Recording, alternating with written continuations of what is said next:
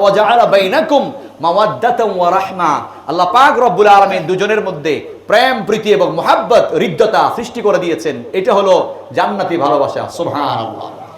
যারা নেককার মহিলা, তারা নিজেকে দাসী মনে করে না, চাকরানী মনে করে না, তারা নিজের স্বামীকে রাজা মনে করে আর নিজেকে রানীর ভূমিকায় অবতীর্ণ করে করে সব কাজগুলো আন্তরিকতা এবং মহাব্বত দিয়ে করে। কথা বলেন ঠিক কিনা?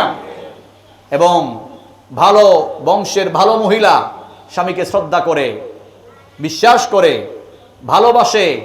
স্বামীর মা বাপ যারা শ্বশুর এবং শাশুড়ি আছে, পরিবারের যারা আছে, তাদেরকে আপন করে গ্রহণ করে, তাদের জন্য অকাতরে পরিশ্রম করে, রাতের বেলা খাবার দাবার শেষ করে সবগুলো ধুয়ে মুছে যেতে যেতে অনেক কষ্ট হয়ে যায়।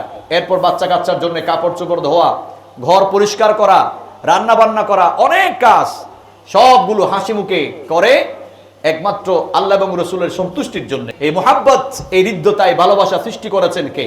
আল্লাহ তাআলা। একজন স্বামী সারাদিন কাজ করার পর সন্ধ্যাবেলায় ঘরে আসবে, সবচেয়ে ভালো যেটা খাবার বাজার থেকে মাছ টিপে টিপে কিনতেছে, বেগুন একটা একটা দেখে কিনতেছে, কারণ বিবি আছে ঘরে, বাচ্চা আছে, তাদের জন্য কিনবে, ভালোটাই সে চুজ করে। যখন মার্কেটে যায়, ভালো যেটা শাড়ি, ভালো যেটা কাপড় স্ত্রীর জন্য সেটা পছন্দ করে। কেন? নিজের মাথার গাম পায়ে ফেলে কামে করা টাকা দিয়ে স্ত্রীর জন্য খরচ করছে একমাত্র স্বামী।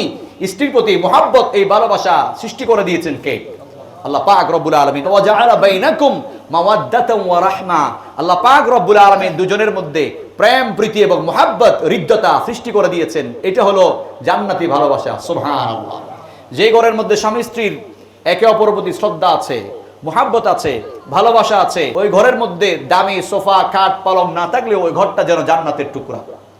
আর যে ঘরের মধ্যে স্বামী স্ত্রীর মুহাব্বত নাই, সব সময় ঝগড়া লেগেই থাকে, স্বামী স্ত্রীতে মুহাব্বত নাই, বিশ্বাস নাই, ভালোবাসা নাই, ঝগড়া লেগে আছে, সব সময় তুই তুকারি, গালিগালাজ, ওই ঘরে আপনার দামি দামি খাট, পালং, লেপ, তুষক সব আছে, কিন্তু এরপরে ওই ঘরটা যেন জাহান্নামের একটা ঘর। এই জন্য স্বামী এবং স্ত্রী একে অপরের দায়িত্ব এবং কর্তব্যকে বুঝতে হবে, জানতে হবে, মানতে হবে, পালন করতে হবে, তারপরেই পরিবারে আসবে শান্তি।